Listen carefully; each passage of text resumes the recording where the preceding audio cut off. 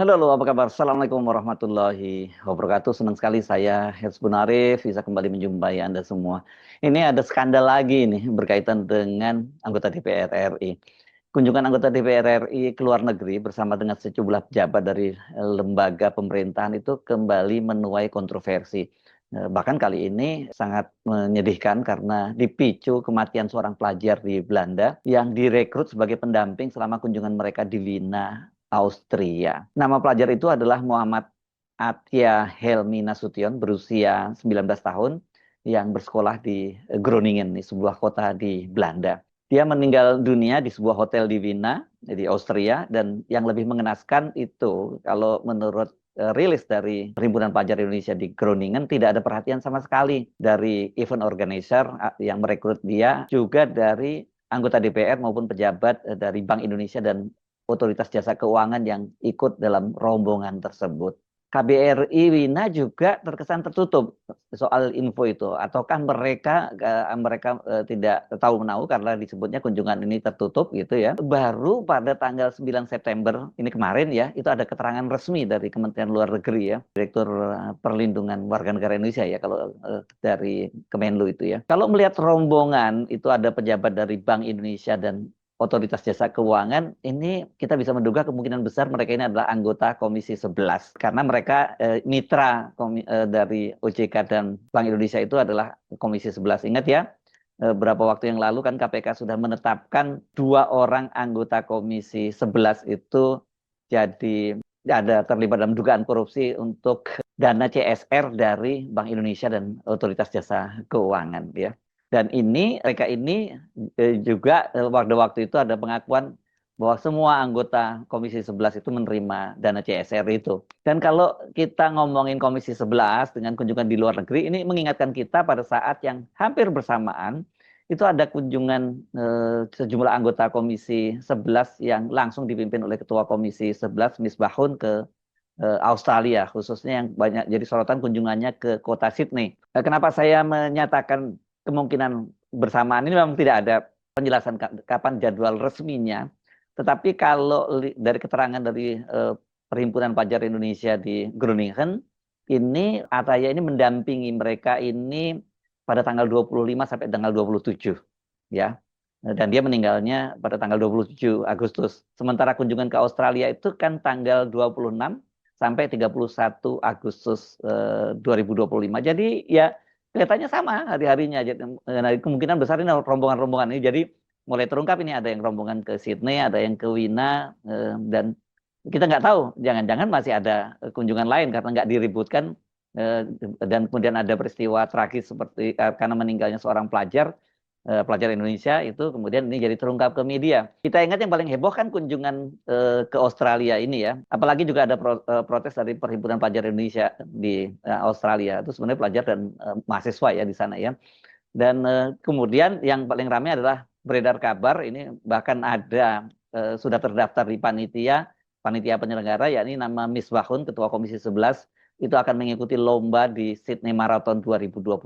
Ini salah satu ajang lomba maraton dunia yang banyak diikuti penggemar lari dari berbagai negara. Nah, ini kemudian menimbulkan pertanyaan, ini mereka ini mau kunjungan kerja atau memanfaatkan kunjungan kerja untuk leisure, karena selain lomba maraton itu juga mereka disebutkan di situ mengunjungi satu tempat wisata di Sydney gitu. Tapi pada waktu itu Miss Bahun menyatakan bahwa itu tidak ada ya kunjungan ke tempat wisata, semua katanya fokus untuk urusan pekerjaan termasuk bertemu dengan para pelajar, maksud saya bertemu dengan para mahasiswa Indonesia yang dapat program beasiswa LPDP dari Kementerian Keuangan. Kata dia soal nama dia terdaftar itu, kata dia terdaftar di lomba maraton itu, katanya dia nggak tahu menahu itu yang mendaftarkan adalah panitianya atau IO-nya.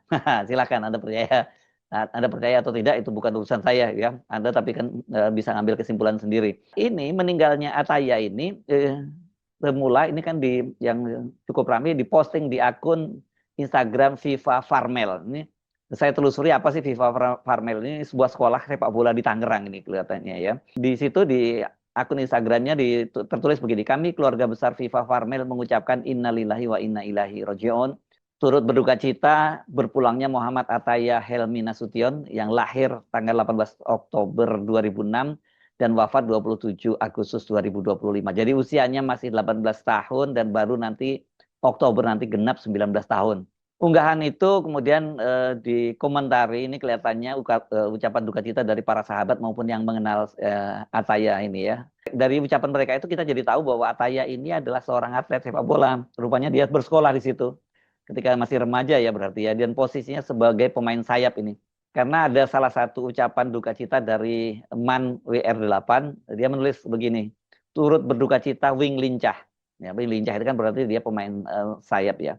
Bagaimana kronologis meninggalnya Ataya ini? Nah, saya bacakan ini dari press release PPI Groningen yang bacanya gimana? Groningen atau Groningen ya. Ini yang dibuat pada tanggal 8 September 2025. Agak cukup terlambat ya, karena meninggalnya tanggal 27, baru kemudian ada tanggal 8 ada press release-nya. Pernyataan sikap Perhimpunan Pelajar Indonesia Belanda atas wafatnya Muhammad Ataya Helmi Nasution di Wina, Austria. Kami Perhimpunan Pelajar Indonesia di Belanda dengan ini ingin menyampaikan hal-hal berikut. Turut berduka cita yang sedalam-dalamnya atas wafatnya salah satu anggota kami, Muhammad Ataya Helmi Nasution, yang merupakan anggota PPI Groningen dalam rangka mendampingi sebuah kunjungan tertutup. Ini coba perhatikan kalimat tertutup ini ya. Kenapa masih tertutup itu ya? Saya ulangi, sebuah kunjungan tertutup yang melibatkan pejabat publik dalam kurung DPR, OJK, dan Bank Indonesia pada tanggal 25 sampai 27 Agustus 2025 di Wina, Austria. Ini jadi tanda tanya karena disebutkan tanggal 25 dan 27 saja. Dan kenapa kalau kunjungan di Austria kok yang mendampingi itu pelajar dari Belanda? Ini juga tidak dijelaskan di keterangan ini ya. Almarhum yang saat ini berusia 18 tahun dan baru akan menginjak 19 tahun pada bulan Oktober mendatang meninggal dunia di tengah pengabdiannya sebagai pelajar. Menurut hasil otopsi forensik, almarhum suspected seizure kemungkinan mengalami heat stroke atau sengatan panas berkaitan dengan kurangnya cairan dan asupan nutrisi serta kelelahan yang mengakibatkan elektrolit imbalance atau ketidakseimbangan elektrolit dan kadar gula turun di bawah kadar normal hingga berujung pada stroke setelah dari pagi hingga malam hari beraktivitas sebagai pemandu. Ini seperti apa sih panasnya bulan Agustus di Eropa ini ya, karena apalagi kan ini orang Indonesia ya. Tentu saja kalau orang Indonesia panas-panas semacam itu ya biasa saja gitu. Tapi tentu ada hal-hal yang nggak diperhatikan nih kalau sampai kemudian dia kurangnya cairan dan maupun asupan nutrisi itu ya. Kan kalau kunjungan seperti ini kan pasti semuanya disiapkan dengan baik ya, apalagi melayani para pejabat dan anggota DPR nih. Kendati begitu, saya lanjutkan ini ya. Saat almarhum meninggal dunia pada Rabu 27 Agustus 2025, tidak ada permintaan maaf maupun pertanggungjawaban dan transparansi dari pihak event organizer maupun koordinator liaison officer kepada keluarga almarhum yang datang ke Wina untuk mengurus jenazah. Lebih lanjut, alih-alih mengunjungi tempat penginapan saat almarhum mengembuskan nafas terakhir, acara kunjungan kerja terus bergulir, di mana pihak I.O. justru terus sibuk mengurus persiapan acara makan malam bersama pejabat publik di restoran. Selain itu tidak ada upaya dari pihak I.O., koordinator LU maupun pejabat publik yang hadir untuk menemui keluarga. Pihak keluarga juga menyampaikan adanya indikasi penutupan keterangan kegiatan ini apa dan siapa yang dipandu almarhum di Wina dari pihak I.O. Waduh, ini rupanya coba dirahasiakan ini ya. Soal siapa yang dipandu dan sebagainya. Mungkin karena ada ribut-ribut di sana ya, di Australia ya. Karena kan tanggal 26 di Australia itu mulai kunjungan mereka, sementara mereka berada di Winanya itu tanggal 25 sampai 27. Saya menduga ada kunjungan ke tempat lain gitu.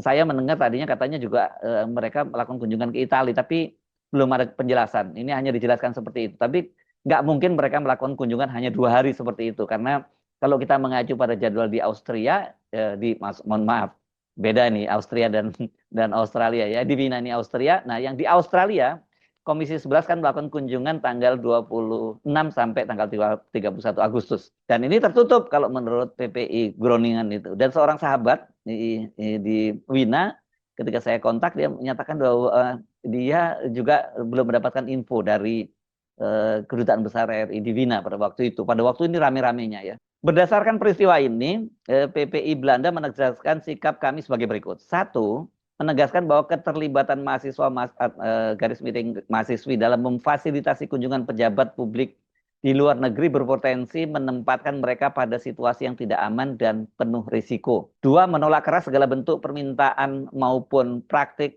pemfasilitasan perjalanan dinas pejabat publik oleh mahasiswa, mahasiswi, terlebih jika dilakukan tanpa kontrak resmi, perlindungan hukum dan mekanisme yang jelas. Iya, berarti ini nggak ada perlindungan ya tadi kalau sampai seperti itu ya. Kemudian dan dicuekin seperti itu ya, orang tuanya hadir ini karena dia kalau tidak ada kontrak resmi ya susah gitu ya. Yang ketiga, mengimbau seluruh mahasiswa-mahasiswi Indonesia di Belanda agar tidak menerima tawaran untuk memfasilitasi perjalanan pejabat publik, terutama yang datang melalui jalur pribadi atau jalur jaringan pertemanan. Yang keempat, mendorong agar setiap ajakan pemfasilitasan segera dilaporkan kepada PPI Belanda, baik melalui sosial media atau menghubungi pengurus PPI. 5, menuntut akuntabilitas, transparansi, dan pertanggungjawaban dari pihak I.O. Koordinator Liaison Officer harus segera merespon peristiwa meninggalnya almarhum. Keenam, menuntut akuntabilitas dari KBRI Den Haag serta KBRI di berbagai negara lainnya yang untuk menghentikan pelibatan mahasiswa dalam kunjungan atau perjalanan pejabat publik di luar negeri tanpa koordinasi resmi dengan PPI. Sebagai perwakilan negara sudah seharusnya memberikan perlindungan dan keamanan untuk setiap warga negara Indonesia termasuk pelajar Indonesia di Belanda. Ketujuh, ini meminta kerjasama PPI seluruh dunia untuk meningkatkan kewaspadaan dan mencegah keterlibatan mahasiswa-mahasiswi dalam praktek serupa agar tidak ada lagi korban di kemudian hari. Kedelapan, serta mendorong peran PPI dunia untuk segera mempercepat pembahasan undang-undang perlindungan pelajar serta membawa diskusi rancangan undang-undang perlindungan pelajar kepada pemangku kebijakan. Demikian pernyataan sikap ini kami sampaikan. Kami berharap semua pihak terkait dapat mengambil tanggung jawab penuh agar tragedi serupa tidak pernah terulang kembali. Jangan sampai ada pelajar Indonesia yang menjadi korban atas praktik kerja eksploitatif untuk kepentingan pejabat negara. Saya kira ini pilihan diksinya tepat ya, eksploitatif ya. Saya agak terkejut karena kok kemudian dia kekurangan cairan. Itu apa yang terjadi ini? Apa kerjanya sangat keras, kerja paksa dan tanpa ada diberi fasilitas untuk makan dan minum itu. Itu yang menurut saya agak aneh ini ya. Nah, ini penjelasan ini dibuat di Den Haag tanggal 8 September 2025. Perhimpunan Pelajar Indonesia ini mengetahui Sekretaris Jenderal PPI Belanda 2024 Pak Vadaukas Valubia Lautza dan Ketua PPI Groningen Josafat Belsazar. Oh, ini jadi penjelasan dari Groningen, tapi kemudian juga ditandatangani oleh Sekretaris Jenderal PPI Belanda. Jadi ini adalah surat resmi dari PPI Belanda dong, berarti ya kita bisa sebut seperti itu. Ini memang agak bukan agak ya, menurut saya sangat menyedihkan ya bisa terjadi situasi semacam ini. Dan saya sebutkan tadi kan kemudian baru ada keterangan resmi dari Kementerian Luar Negeri itu pada hari kemarin hari Selasa ya, berarti Selasa tanggal 9 September 2025. Terlambat banget soal ini dan penjelasannya sama ya, memang dia terkena serangan panas yang tinggi dan kemudian kekurangan cairan itu. Ini menyedihkan ini kalau lihat usianya, berarti dia belum kuliah ya, berarti ini ya usia, atau dia sudah kuliah mungkin di tingkat-tingkat awal, kalau tapi nggak ada penjelasan dia kuliahnya di mana. Nah, soal yang sama ini sebenarnya juga pernah dilakukan protes dari ketika berlangsung di Australia, itu juga perhimpunan pelajar di Australia itu juga melakukan protes soal ini ya, tapi memang tidak ada korban di sana, tapi mereka lebih menyoroti ini maunya anggota DPR ini, mereka ini mau kunjungan atau mereka memanfaatkan kunjungan itu untuk jalan-jalan dengan kepentingan pribadi. Nah, peristiwa yang terjadi di Wina, Austria ini memang tentu saja ini sebuah tragedi ya. Kematian satu orang itu saja bukan tragedi, apalagi untuk keluarganya ya. Ini kalau lihat anaknya masih muda dan tentu saja keluarganya berharap masa depan anak ini akan cerah, tapi kemudian dia ternyata meninggal dunia karena tadi disebutkan karena praktek kerja eksploitatif mendampingi anggota DPR, Bank Indonesia dan OJK. Nah, ini sampai kapan itu begini ya? Untungnya kan kemarin pernyataan Presiden maupun pimpinan DPR sudah menyatakan bahwa praktek-praktek semacam ini, studi banding atau kunjungan kerja ke luar negeri dan sebagainya untuk sementara ini akan ditiadakan.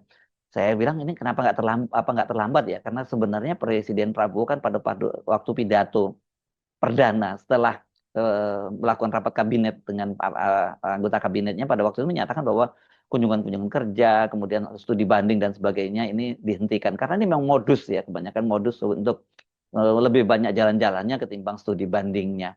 Nah, ini dan kalau kemudian ini jadi geger karena yang dibina ini, ya karena ada seorang pelajar yang sampai meninggal dunia ketika mendampingi mereka dan yang mengenaskan kok nggak ada perhatian sama sekali ya.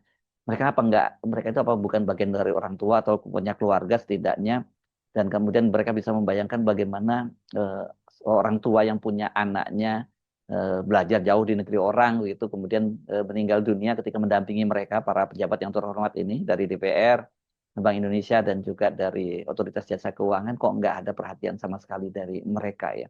Apa nggak bisa mereka hanya sekedar menghentikan sementara kegiatannya untuk memberikan menyatakan duka cita dan dukungan pada keluarga yang ditinggalkan?